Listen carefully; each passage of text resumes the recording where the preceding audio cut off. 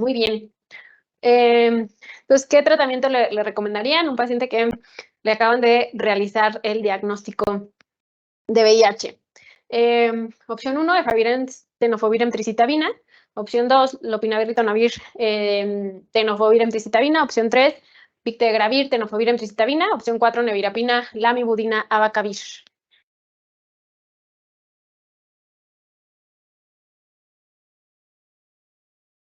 Muy bien, entonces, como bien contestaron, pues la respuesta correcta es la respuesta 3.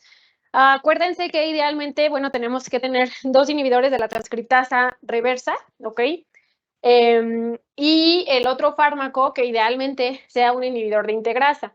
En general, pues lo que las guías nos recomiendan es que sea tenofovir, emtricitabina más victegravir o lamivudina, abacavir, dolutegravir. Entonces, aquí les pongo de los esquemas de tratamiento que se recomiendan en los pacientes que viven con VIH aquí en México, que tenemos victegravir, tenofovir, emtricitabina y dolutegravir, abacavir, lamivudina. Ahora, en el examen pasado, también me comentaron sus compañeros, les pusieron los nombres de los antirretrovirales únicamente con las abreviaturas. Entonces, si tienen oportunidad, sí les sugiero que las pongan, porque sí, eso se ha pasado en exámenes pasados, entonces sí creo que es importante que lo estudien. Entonces, aquí les puse unas, pues, tablita con las abreviaturas y dependiendo del grupo que pertenecen. Entonces, tenemos los inhibidores de transcriptasa reversa, análogos de nucleósidos, y los inhibidores de integrasa. Acuérdense que tenemos que hacer un esquema de tratamiento con 3 fármacos, que son los inhibidores nucleósidos análogos de transcriptasa reversa. Tenemos que elegir 2. ¿Cuáles son estos? Los que están en este grupo. Entonces, de este grupo tienen que elegir 2, ya sea abacavir, emtricitabina, lamivudina, tenofovir o sidobudina, pero en general sidobudina no. Sidobudina lo vamos a ver ahorita que veamos VIH y embarazo. Y luego van a elegir un inhibidor de integrasa. Las abreviaturas de los inhibidores de integrasa así están más fáciles porque en general pues son las primeras letras del fármaco. Y si no, que esto es lo de primera línea, ¿no? Entonces siempre estos son los grupos de primera línea, pero si no, su tercer fármaco sería cualquiera de estos 2 grupos. Acuérdense que los inhibidores de proteasa terminan en navir, darunavir, atazanavir, clopinavir, o los inhibidores de transcriptasa reversa no análogos como están nevirapina, efavirenz. Muy bien. Vamos a ver este caso. Aquí, este es un hombre de 40 años que viene a valoración. El paciente acaba de realizarse el diagnóstico de VIH y no tiene otra enfermedad, no toma medicamentos. A la exploración física sus signos vitales están normales, su exploración es normal. Tiene una carga viral de 5,000 copias. A mí dicen que si me puedo regresar poquito y si quieren déjenme regreso de una vez antes de continuar leyendo el caso. Ya ustedes me avisan, ¿sale? ¿Listo? Va. Bueno, entonces, hombre con reciente diagnóstico, todo bien a la exploración, 5,000 de carga viral, CD4 en 75, y les preguntan que qué además le dejarían de profilaxis, acitrofluco, trimetoprim, sulfamethoxazol, o no requiere profilaxis.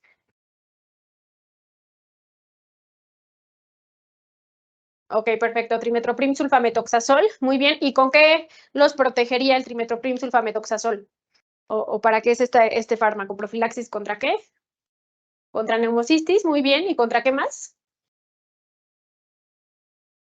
Contra toxo, perfecto, muy bien.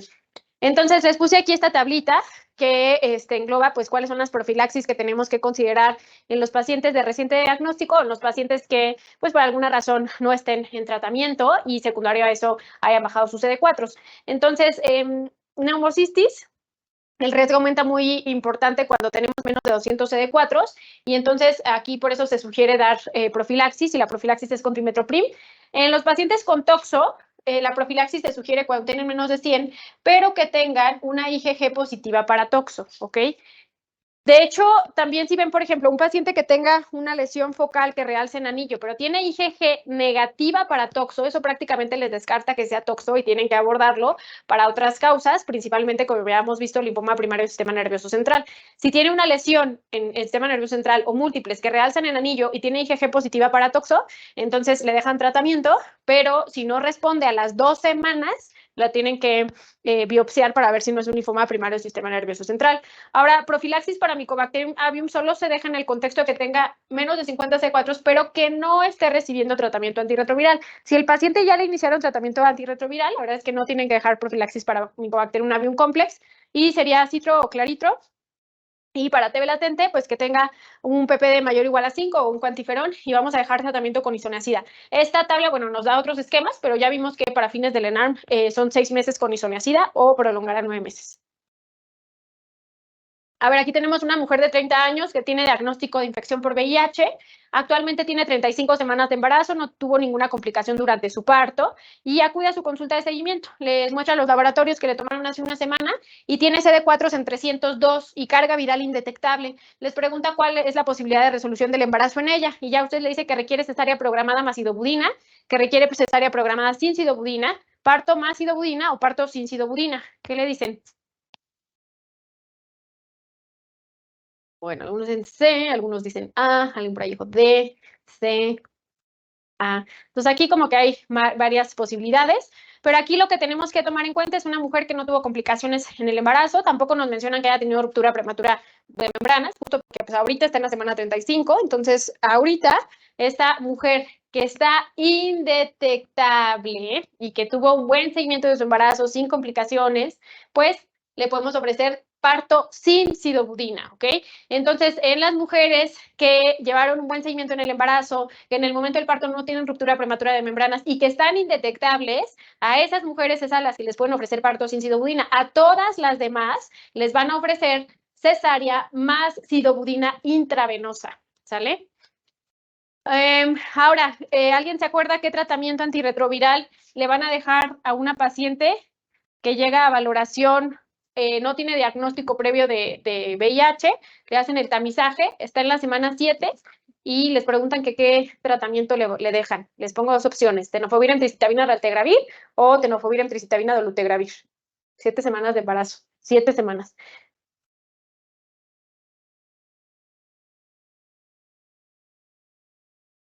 Muy bien. Alguien ahí por ahí me puso sidobudina y la lamivudina, pero no, la sidobudina no es durante el embarazo, la sidobudina solo es durante la cesárea. Entonces, como nos pone ahí Carlos Antonio, tenofovir emtricitabina raltegravir. Aquí les pongo, ay, se movió, esta tablita, que son los esquemas recomendados para la terapia antirretroviral en mujeres embarazadas, ¿ok? Si tiene menos de 8 semanas, el inhibidor de integrasa que van a elegir va a ser raltegravir y con más de 8 semanas ya pueden elegir dolutegravir. La situación es que dolutegravir se ha asociado, digo, son asociaciones, no es realmente una relación confirmada, a malformaciones en tubo neural. Entonces, por eso se sugiere no darlo antes de las 8 semanas. Ahora, algo muy importante, si la mujer ya tenía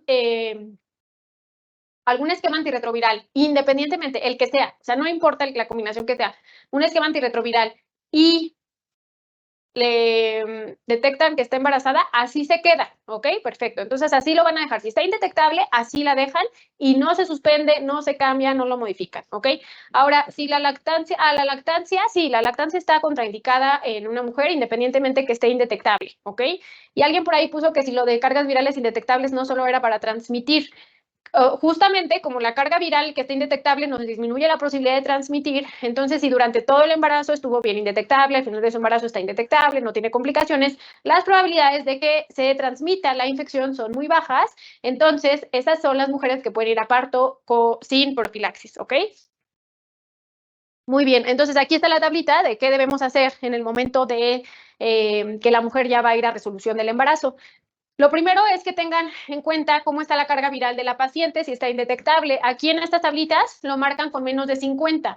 ¿Por qué? Porque básicamente menos de 50 quiere decir indetectable, porque las máquinas que tenemos actualmente en general no detectan menos de 50 copias. Algunas detectan entre 40 y 50 todavía, pero en general menos de 50 copias ya no detectan. Entonces, que les pongan menos de 50 o que les pongan indetectable es lo mismo.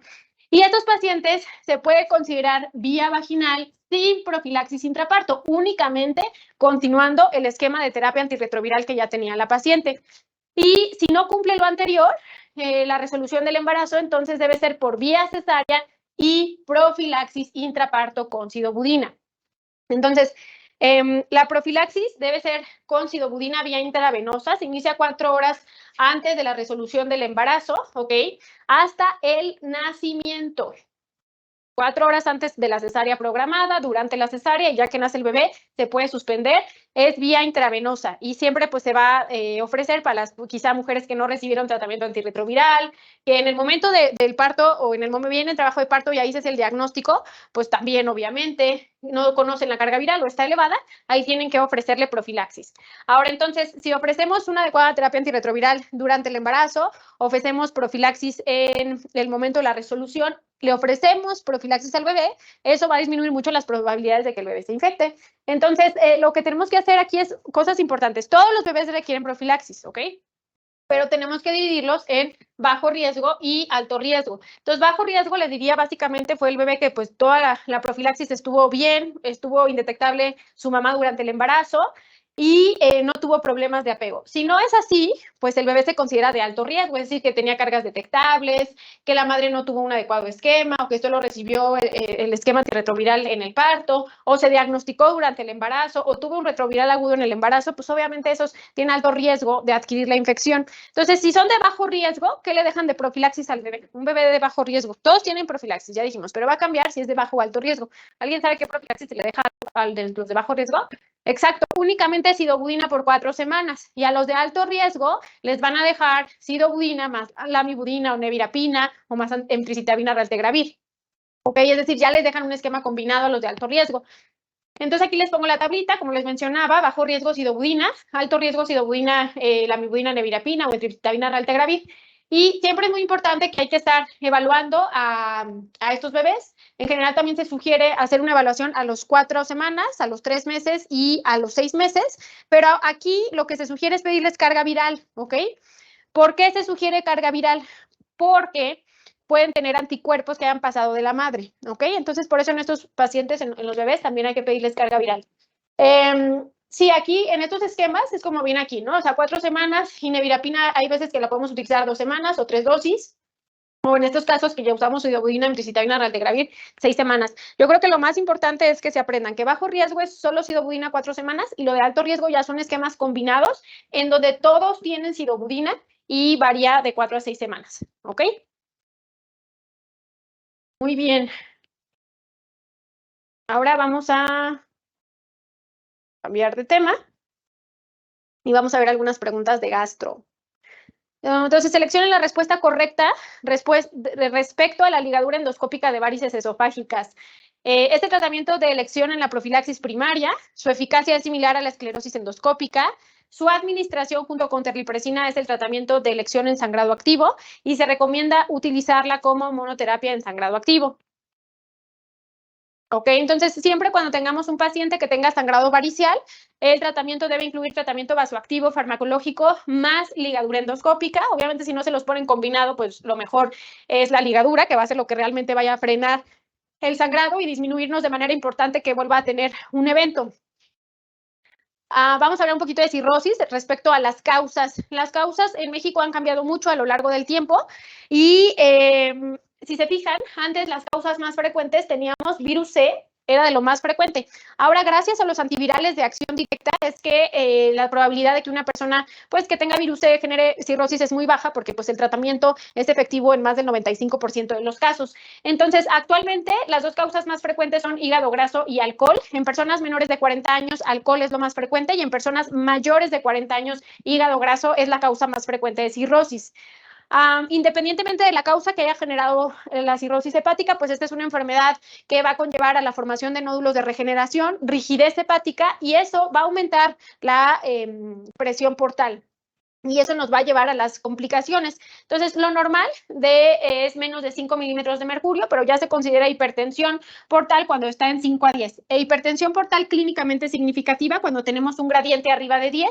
Esas personas tienen mayor riesgo de tener complicaciones como sangrado varicial, ascitis o encefalopatía, y a esto es a lo que le conocemos como cirrosis descompensada.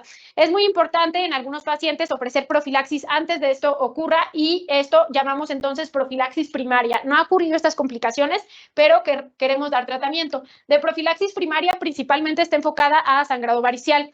Y aquí lo más importante es que cuando es profilaxis primaria, solo hay que elegir una estrategia. O los vamos a ligar o les vamos a dar tratamiento farmacológico. Pero lo mejor, si vamos a elegir una única estrategia, es tratamiento farmacológico. La ligadura solo va a quitar las varices que hay ahí, pero no va a disminuir el riesgo de que se formen nuevas. Y el tratamiento farmacológico va a evitar que las que ya están formadas sangre y va a evitar que se formen nuevas y va a disminuir la probabilidad de otras complicaciones asociadas a la hipertensión portal. ¿Qué fármaco le pueden dejar a un paciente para profilaxis de sangrado varicial?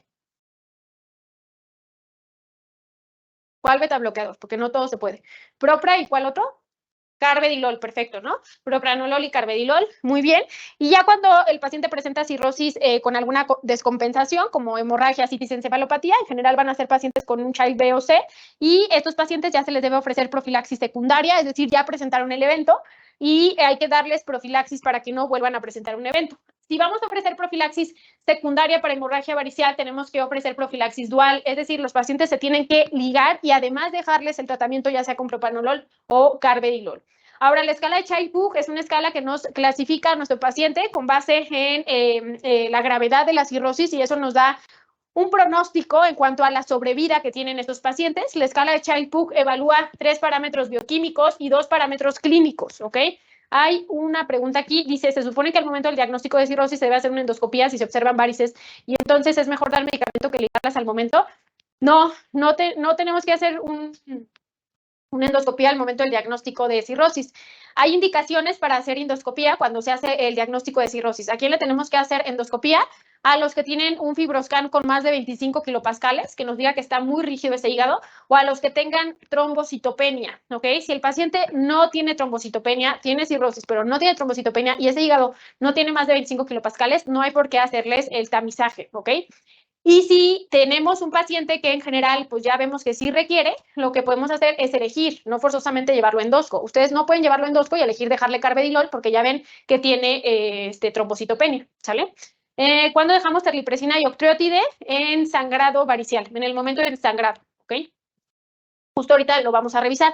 Bueno, entonces les decía, esta escala evalúa 2 parámetros clínicos y 3 parámetros bioquímicos, que son bilirrubina, albúmina, tiempos de coagulación, y si el paciente tiene o no tiene encefalopatía, y si tiene ascitis y qué grado de ascitis es. Nos clasifica en 3 grados, A, B y C. Un Child A es si tiene 5 a 6 puntos, un Child B es si tiene 7 a 9 puntos, y un Child B es si tiene 7 a 9 puntos, y un Child C es si tiene de 10 a 15. Obviamente, entre mayor puntaje, menor sobrevida van a tener los pacientes. Entonces, ya les dije que una hipertensión portal clínicamente significativa es arriba de 10 milímetros de mercurio. Esto nos da la probabilidad alta de que ese paciente vaya a presentar alguna descompensación y en general tenga una sobrevida muy corta. Ahora, hablando específicamente de sangrado varicial, si tienen una persona con sangrado varicial, hay que tener estrategias de transfusión restrictivas. No hay que estarlo transfundiendo de que les ponen a sangro varicial. ¿Qué hacen? ¿Lo transfundo? No, porque eso de hecho les aumenta el riesgo de sangrado. Acuérdense que estos pacientes sangran no por alteración en la coagulación, sangran por hipertensión portal, ¿ok? Entonces, si ustedes lo sobrecargan de volumen, más presión intravascular y más riesgo de resangrado. Entonces, vamos a iniciar la transfusión si tenemos menos de 7 de hemoglobina con metas de mantenerla entre 7 y 9. Pero si les ponen un caso que tiene 9 de hemoglobina, no lo tienen que transfundir, 10 tampoco, ¿ok? Solo cuando tenga menos de 7 y las metas sería llevarlo entre 7 y 9. Entonces, dentro del tratamiento 1, pues siempre es el ABC. La reanimación hídrica, evaluar si requiere o no transfusión. Ahora, lo otro es la profilaxis antibiótica. Estos pacientes tienen un riesgo elevado de tener peritonitis bacteriana espontánea y si generan esta complicación durante pues, el evento de sangrado, va a conllevar una mayor mortalidad. Entonces, por eso se les deja profilaxis antibiótica a todos los pacientes que se presenten con sangrado varicial y que tengan ascitis, ¿ok? La profilaxis, como pone su compañera Daniela, es con ceftriaxona, se les da 1 gramo cada 24 horas durante 5 días y esto va a disminuir la mortalidad, la probabilidad de resangrado y va a mejorar el control de la hemorragia en los pacientes. Ahora, de terapia farmacológica, ¿qué más les tenemos que ofrecer? Bueno, fármacos vasoactivos. A todos los pacientes ya dijimos que lo mejor siempre es terapia dual, fármacos vasoactivos más endoscopía. ¿Cuántos días de antibióticos? 5 días de ceftriaxona, 1 gramo cada 24. Entre antes iniciamos la terapia vasoactiva, esto es mejor. ¿Y qué fármacos tenemos? Tenemos varios, vasopresina, somatostatina, octreotide y terlipresina. Los que mayor grado de evidencia tienen es octreotide y terlipresina. Esto se debe iniciar en cuanto llegue el paciente y la duración es de 2 a 5 días, ¿ok? Dice, para cirrosis hepática, ¿cuántos kilopascales en el FibroScan serían? Es que eso va a depender de por qué estemos evaluando a nuestro paciente. Si es por hepatitis B, si es por hepatitis C, si es por hígado graso. Entonces, en general, varía dependiendo de la etiología. De hecho, hay unas aplicaciones que ya ustedes meten específicamente los kilopascales, los decibeles y la etiología, y ya ahí determina con base en eso si tiene o no tiene, pero en general les diría arriba de 5 a 7 kilopascales, eso ya no es normal, ¿ok? Muy bien, entonces, los fármacos, estos fármacos vasoactivos generan vasoconstricción en la circulación esplácnica. Si generan vasoconstricción, eso disminuye el flujo portal, y si disminuye el flujo portal, disminuye el sangrado y el riesgo de tener resangrado. Entonces, el tratamiento electivo, o sea, más bien el tratamiento de elección y de primera línea que se debe realizar en todo paciente es la endoscopía con ligadura varicial. Hay que realizarlo en cuanto el paciente esté hemodinámicamente inestable, ¿ok? Idealmente siempre hay que estabilizarlo. Y los pacientes inestables, pues después de estabilizarlo lo antes posible, pero los que están estables en menos de 12 horas, ¿ok? Entonces tampoco es de que ya llegó y ya urgentísimo, no. Primero lo reanima el ABC, reanimación hídrica, lo transfundimos si requiere, iniciamos profilaxis, tratamiento vasoactivo y en menos de 12 horas que vaya. Aquí les pongo entonces el algoritmo que sería, si el paciente está sangrando, independientemente de la causa, siempre acuérdense de ABC y una reanimación hídrica individualizada con soluciones cristaloides. Estrategia restrictiva, iniciar cuando empiece con hemoglobinas menos de 7, pero llevarlos a metas entre 7 y 9. Profilaxis antibiótica con ceftriaxona, 1 gramo cada 24 horas durante 5 días. Terapia farmacológica vasoactiva por 3 a 5 días. Y una vez estable, el paciente tiene que ir a endoscopía idealmente en las primeras 12 horas. Se tiene que ligar y las varices gástricas en general, esas no se pueden ligar. Al menos las que están muy cerca de la unión gastroesofágica sí, pero en general no son candidatas y esas son candidatas a cianocrilato. Si el sangrado no se controló, ¿qué vamos a hacer? Tips de rescate, ¿ok? Todos los pacientes que no se, se movió, una disculpa, se controlaron, hay que mandarlos a tips, ¿ok? Y a todos los pacientes que sí se controlaron, ¿qué vamos a hacer? Les suspendemos el tratamiento vasoactivo, le agregamos un beta bloqueador y hay que estarle haciendo revisiones endoscópicas cada 2 a 4 semanas hasta que se hayan erradicado todas las varices, ¿ok? Bueno, vamos a ver este caso clínico. Dice, no se hace un segundo intento, no, estrictamente no se puede hacer un segundo intento. En México, en general, pues sí se hacen segundo, tercer, cuarto y quinto intento, porque no muchos centros tienen la posibilidad de hacer TIPS. Pero lo correcto es, paciente sangra, vuelve a sangrar y es candidato a TIPS, no tiene contraindicaciones, porque el TIPS, acuérdense que va a ser una comunicación de la circulación esplácnica directamente pues prácticamente va a entrar todo eso de golpe a la cava y eso va a llegar al corazón derecho. Entonces, pacientes que tienen insuficiencias tricuspidales graves, hipertensión pulmonar, no son candidatos. Entonces, digo, obviamente hay que evaluar. Estas son las contraindicaciones, que aquí se movió, pero falla cardíaca, hipertensión, insuficiencia tricuspidia o MELS muy altos, pacientes que ya están muy lejos. Esos pacientes en general, pues no se puede y hay que evaluar otras posibilidades, pero la idea es, resangra, tiene que ir a TIPS. Muy bien, vamos a ver este caso.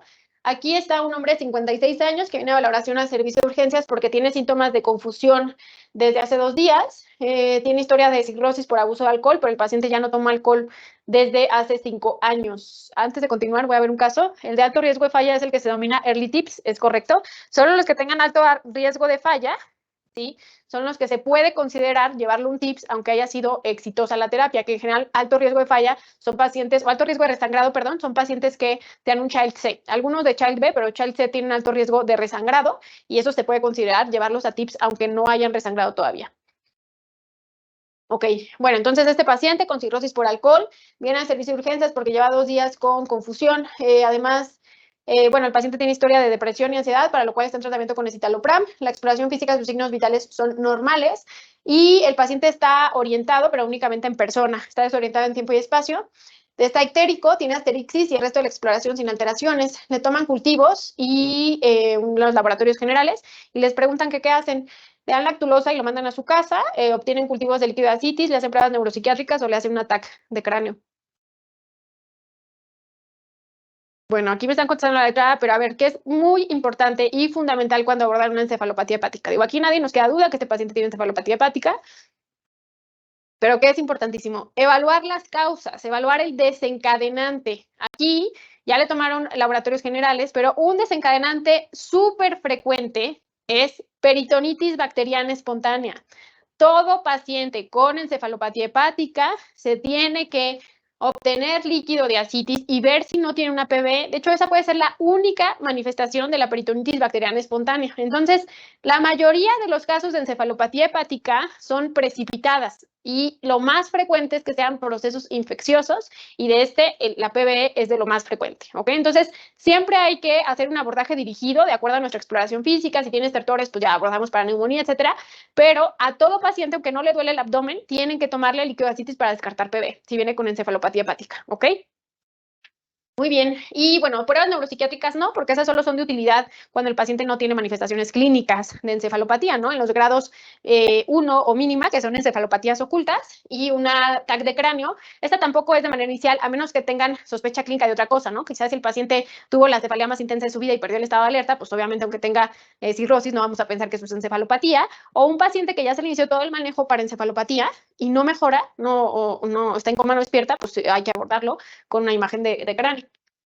Entonces, de encefalopatía hepática, hay tres tipos de encefalopatía, que es por falla hepática aguda. Acuérdense que el diagnóstico de falla hepática aguda es alteración de la química hepática, coagulopatía y encefalopatía hepática, ¿ok?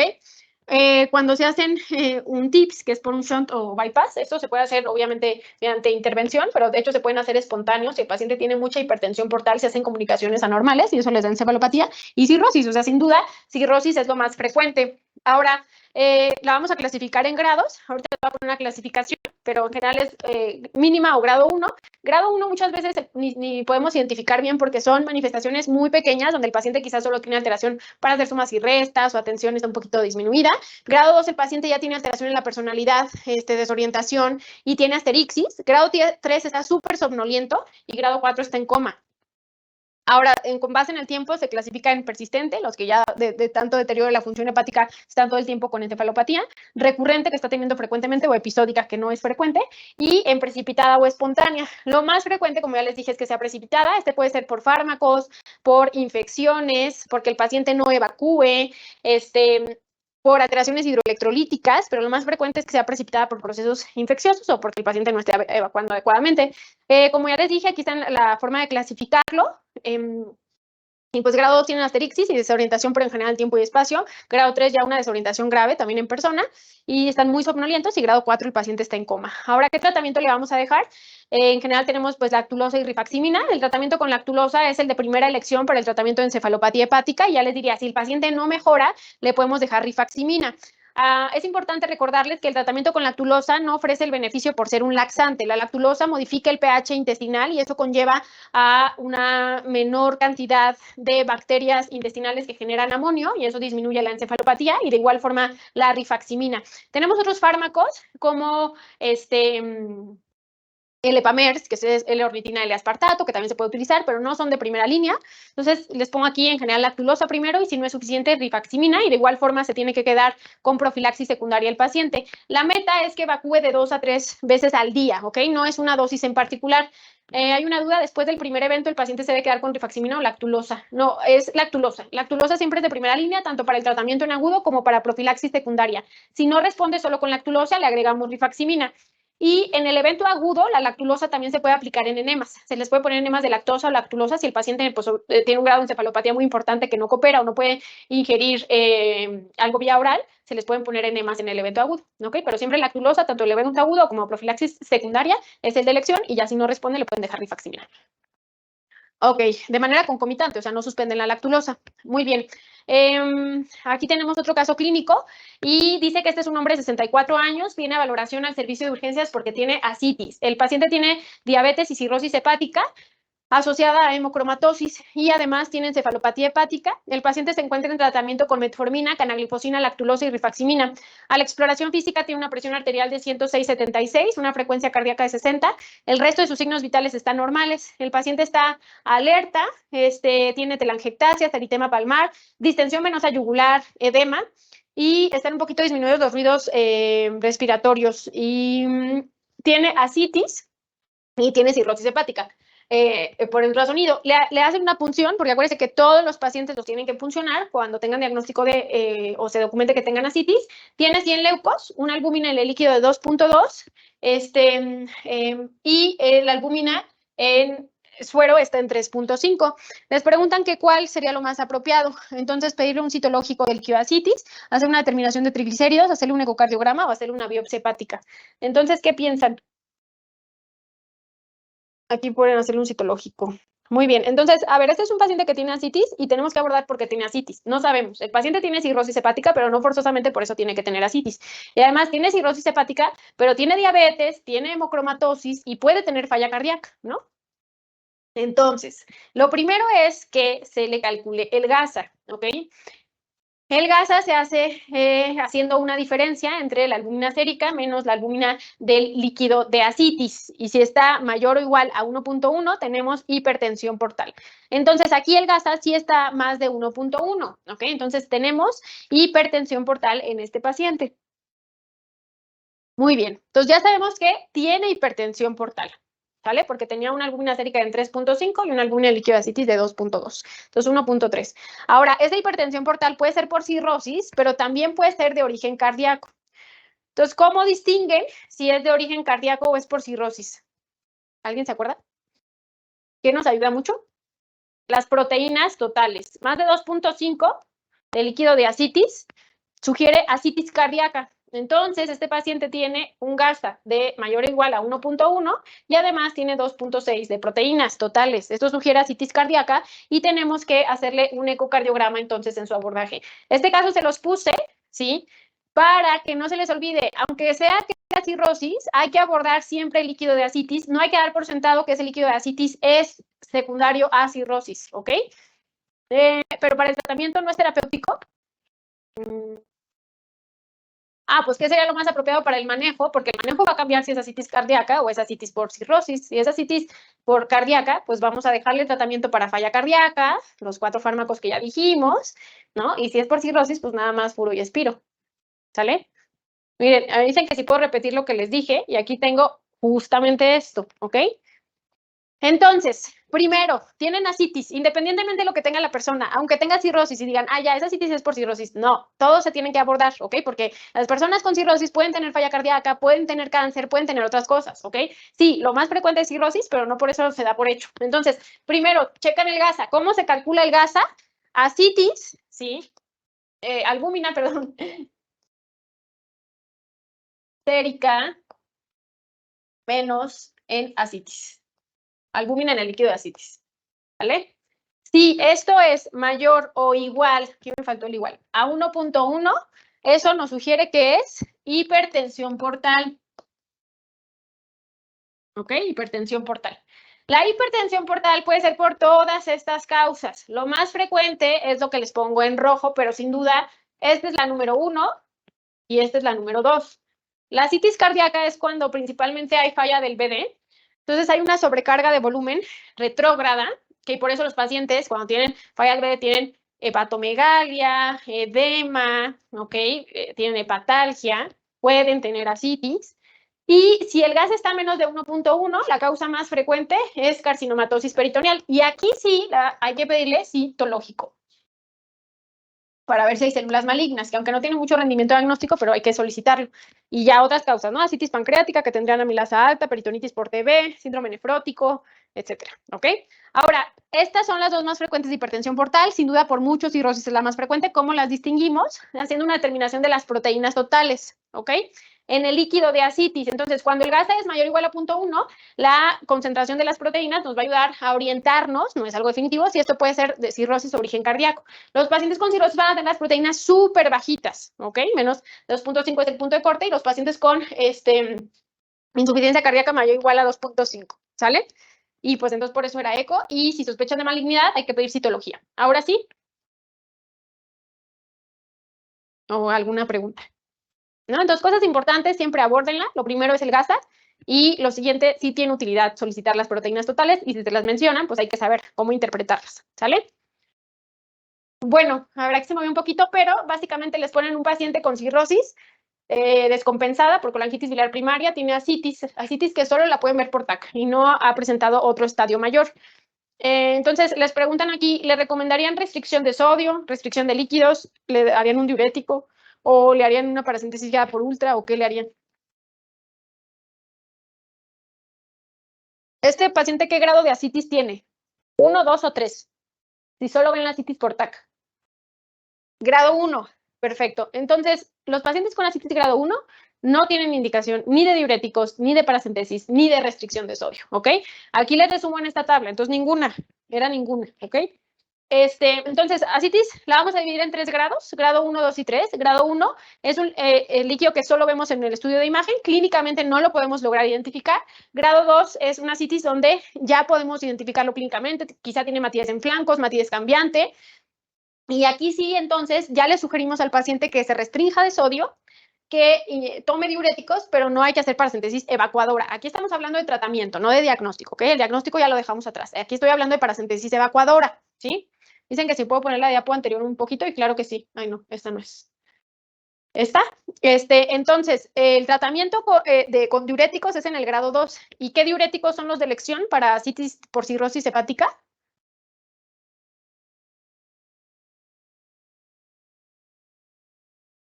Bueno, es furo y espiro, ¿sí? Pero si solo van a elegir uno, tiene que ser espiro, ¿ok? Es furo espiro y en una relación en particular que es una relación 5, 2 de espiro, furo. Pero idealmente siempre se dejan los dos, ¿ok? Pero, ¿por qué? Porque vamos a dar dosis de espiro que si no los pacientes pueden tener hipercalemia y todo, y nos ayuda furo para tirar más sodio, tirar más agua y contrarrestar los efectos adversos como hipercalemia del espironolactona. Pero el problema de los pacientes con cirrosis es que están todos fugados, entonces su mácula densa sensa, ay, no tengo volumen, deja, produzco más aldosterona. Entonces, ellos tienen hiperaldosteronismo secundario, ¿ok? Y por eso mejoran mucho si se les deja espiro. Si les dejan solo furo, en general van a lograr primero que tengan hiponatremia antes de que mejore de manera importante el edema, ¿sale? Entonces, por eso idealmente los dos, pero si solo les ponen una opción, es espiro. Bueno, vamos a, y bueno, ya en asitis grado 3, no les dije, pero aquí es donde ya consideramos paracentesis evacuadora. ¿Cuánto es lo máximo que pueden drenar de líquido de asitis? Sin albúmina, pues. Ajá, exacto, ¿no? O sea, con albúmina lo que queramos, los litros que queramos, y sin agregar albúmina 5 litros. Si ustedes drenan más de 5 litros, hay que ponerle albúmina, ¿ok? Y son 8 gramos por litro. Entonces, si drenan 6 litros, le van a poner 6 por 8 gramos, ¿sí? Es por todos los litros evacuados, no por los litros arriba de 5, ¿sale? Entonces, si drenan 6 litros, como nos ponen ahí su compañero, pues 48 gramos de albúmina, ¿sale? Muy bien. Vamos a ver este caso. Esta es una mujer de 59 años que viene a valoración al servicio de urgencias, tiene fiebre e ictericia. La paciente tiene cirrosis alcohólica descompensada. Y está en tratamiento con furosemida, espironolactona. La exploración física tiene una temperatura de 38.1 grados, una presión arterial de 160, frecuencia cardíaca de 60. Tiene asitis, esplenomegalia y tiene una creatinina en 1. Una bilirrubina en 4.1, le hace una paracentesis que tiene 350 neutros. ¿Cuál sería lo más apropiado? Dejarle una fluoroquinolona, albúmina intravenosa más cefotaxima o trimetoprim sulfametoxazol.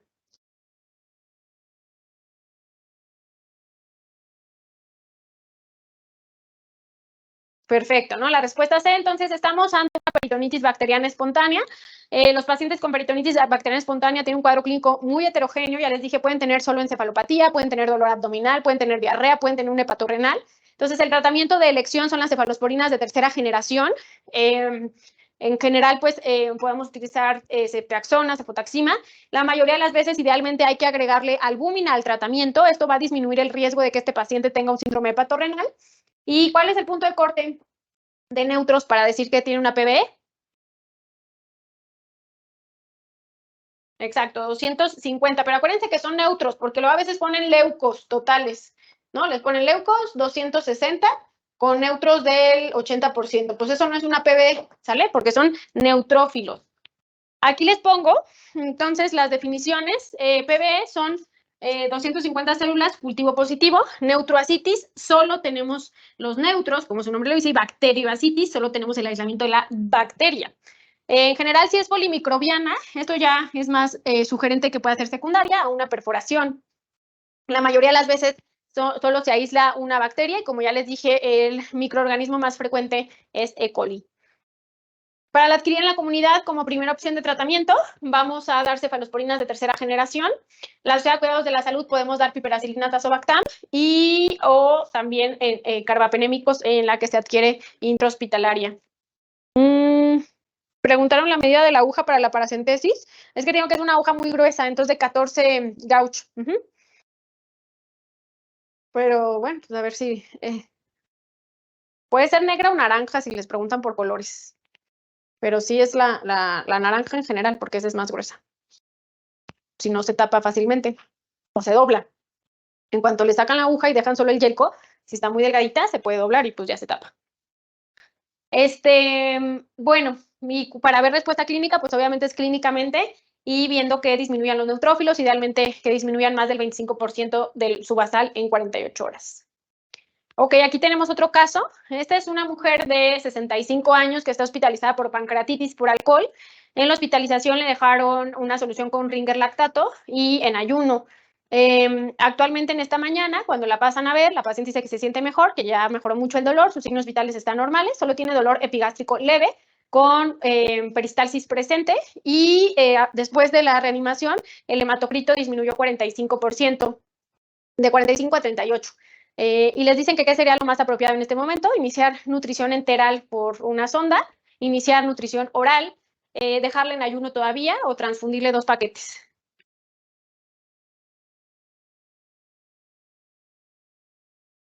Perfecto, muy bien. Entonces, iniciar ya alimentación vía oral. La idea en pancreatitis es lo antes que podamos iniciar la dieta, hay que iniciarla. En general es que el dolor mejore y que el paciente la tolere. Y nunca jamás dejarlos más de 48 horas en ayuno. Esto conlleva mayor tasa de complicaciones en los pacientes. Si no tolera vía oral, colocarle una sonda nasoenteral. A ver, este es otro caso, hombre, 45 años con historia de cólico biliar, viene valoración, tiene náusea, vómito y dolor abdominal que se irradia a la espalda, tiene una temperatura de 37.6 grados, una presión arterial de 102/78, una frecuencia cardíaca de 112, respira 22 por minuto. En el abdomen tiene contracción involuntaria y dolor a la palpación del cuadrante superior derecho y el epigastrio. En sus laboratorios tiene 18.000 leucos, una fosfatasa alcalina de 650, bilirrubina en 2.5, amilasa en 500 y lipasa en 1160. Preguntan que si lo del hematocrito es distractor. A ver, entonces espérenme. No, lo del hematocrito no es distractor. Lo del hematocrito es porque los reanimaron. Acuérdense que los pacientes que tienen pancreatitis aguda también están muy fugados y llegan hemoconcentrados. Entonces, ustedes le inician la reanimación y el paciente con soluciones cristaloides idealmente balanceadas, y es normal, o sea, es esperado que esto pase, no es porque haya sangrado, ¿no? Entonces, sí los quisieron ahí como confundir poniéndole hay que transfundirlo, pero indicación de transfusión, pues nunca es el hematocrito, indicación de transfusión es con la hemoglobina, ajá. Entonces, más bien eso es esperado por la reanimación hídrica que le dieron, diluimos un poquito al paciente que realmente pues venía hemoconcentrado. ¿Sale? Bueno, ahora en este caso dice que cuál se asocia a mortalidad o a mayor mortalidad, la leucocitosis, la fosfatasa alcalina, las bilirrubinas, la amilasa o la lipasa.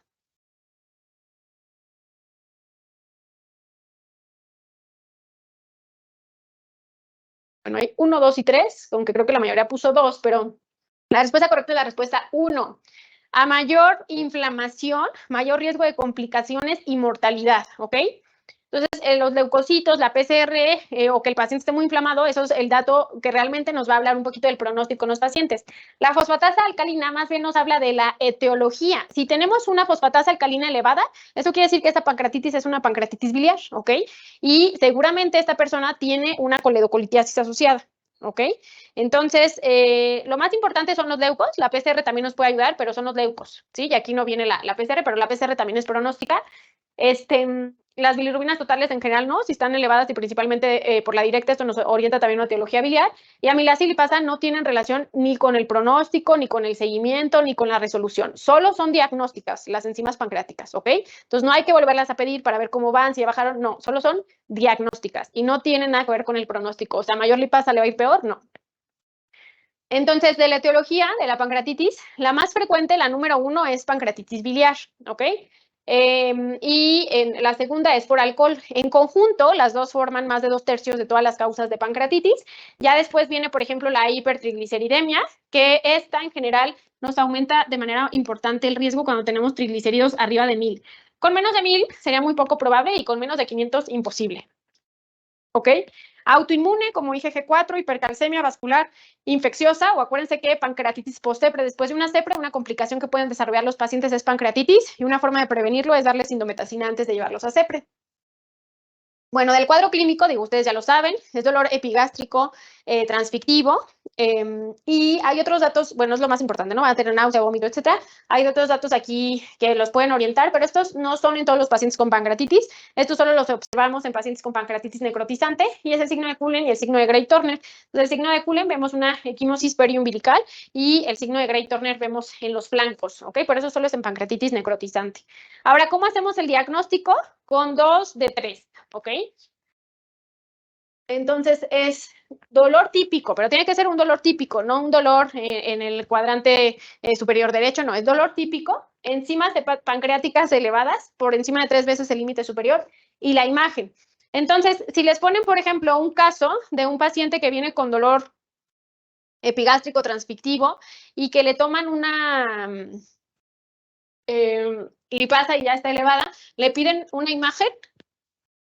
¿Le piden un TAC o qué hacen? ¿O ya si lo ingresan o qué opinan? Hombre de 40 años, exacto, así, o sea, ya no hay que pedirle una tomografía, porque luego ya ponen casos que tiene dolor el paciente y tiene la lipasa, ya no es útil la TAC. Entonces la TAC no tiene utilidad si ya tenemos el diagnóstico. El estudio de imagen que hay que solicitar para el abordaje es un ultrasonido de hígado y vías biliares, pero no es una tomografía, ¿ok? La tomografía la vamos a pedir en general ya con el diagnóstico para evaluar complicaciones como necrosis pancreática o pseudoquistes, pero esto es considerarlo, pero hasta después de las 72 horas, si vemos que quizá el paciente va peor o empezó con intolerancia a la viral que antes no tenía, ¿ok? Entonces, para etiología sí hacemos un estudio, pero es un ultra, no es una TAC. A todos tenemos que pedirles triglicéridos, ultrasonido de hígado y vías biliares y calcio. Solo si no tiene enzimas elevadas y tiene clínica. Sí, por ejemplo, si no tiene enzimas y tiene clínica, pues entonces le pedimos la TAC, ¿no? Para ahora sí hacer el diagnóstico. Hay diferentes scores pronósticos que básicamente pues evalúan datos de respuesta inflamatoria, falla orgánica, que pues únicamente son pronósticos. Aquí les puse un algoritmo para englobar ya un poquito todo y que sea más sencillo. Entonces, primero es sospecharlo. Ya dijimos, si tenemos 2 de estos 3, vamos a decir que tiene el diagnóstico. No tiene 2 de 3, piensa en otra cosa. Si tiene 2 de 3, tiene pancreatitis aguda. Hay que predecir y definir la gravedad. ¿Cómo decimos que es leve, moderada o grave? Leve es un paciente que no tiene falla orgánica ni complicaciones. Moderada es que tiene falla orgánica transitoria, es decir, quizá el paciente llegó con lesión renal asociada a la pancreatitis, pero que la falla orgánica duró menos de 48 horas, a eso me refiero con transitoria, y que pudo haber tenido complicaciones locales o sistémicas, ¿no? Quizá aquí ponen que si falla orgánica de más de 24 horas es grave, no, de más de 48 horas, ¿sale? Es el punto de corte, 48 horas. Y moderada también le daríamos, aunque no tenga falla orgánica, pero que tenga complicaciones, ¿no? Los pacientes que hacen pseudoquistes o necrosis son moderadas. Y si tiene falla orgánica persistente, más de 48 horas, eso ya se considera grave. El tratamiento se basa básicamente en esto, líquidos, que son soluciones cristalinas balanceadas, y hay que reanimar al paciente para que pues, tenga adecuada presión arterial, adecuado gasto urinario. La nutrición, hay que darle alimentación oral, es lo primero, en cuanto tolere, o sea, en cuanto empiece a mejorar el dolor, y siempre procurar que el ayuno sea menos de 48 horas. Si el paciente después de 48 horas sigue sin tolerar, hay que colocarle una sonda nasoenteral para iniciar la alimentación, ¿ok? Tienen más riesgo de infecciones por traslocación intestinal bacteriana si no se inicia la dieta rápido. Entonces, por eso es muy importante iniciarles la dieta lo antes posible. Y bueno, ya por último, dejar el NPT, ¿no? O sea, pero realmente lo que preferimos es que sea por vía integral. La analgesia, ahí podemos usar opioides, no hay ninguna contraindicación. Antes se pensaba que quizá podían generar mayor disfunción del esfínter de Oddi, pero realmente no es así. Y el manejo etiológico. Bueno, aquí es a todos abordaje, a todos ultra de vías biliares, a todos triglicéridos, a todos calcio. Si el paciente tiene una pancreatitis de origen biliar, que van a ser los que son más frecuentes, vamos a considerar llevarlo a CEPRE solo si tiene colangitis. Le hacen una CEPRE y ya lo destapan. Si no tiene colangitis, se esperan y cuando ya resuelva lo inflamatorio en ese momento, lo llevan a una colecistectomía, ¿ok? Y ya antes de la colecisto se puede considerar hacer CEPRE. Y bueno, siempre está revalorando. Si el paciente tiene deterioro, vamos a hacerle ya un TAC, ¿no? Para abordar complicaciones, pero no si ya teníamos el diagnóstico. Muy bien, aquí tenemos un caso clínico. Dice que este es un hombre, de 45 años que viene a valoración porque tiene una prueba positiva de antígeno fecal para el Helicobacter pylori. Le hicieron esta prueba hace 2 meses después de completar el tratamiento para Helicobacter por unas úlceras duodenales que se documentaron en endoscopía. La paciente tuvo adecuada adherencia a su tratamiento y le dieron tratamiento con claritro, amoxicilina y omeprazol por 10 días. La paciente actualmente está asintomática y les preguntan que qué hacen. Le dan bismuto, tetraciclina, metronidazol y omeprazol por 14 días, le darán otro ciclo de clarito, amoxicilina y omeprazol por 14 días, le repiten los antígenos fecales o le repiten endoscopía superior más biopsias.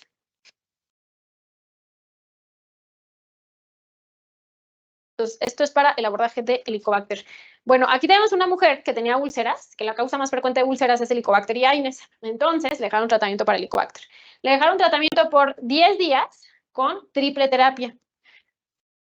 Eso no es el tratamiento de elección, ¿ok? Y eso tiene una probabilidad de que no responda muy alta. Y justo lo que pasó. Entonces, después de darle ese esquema,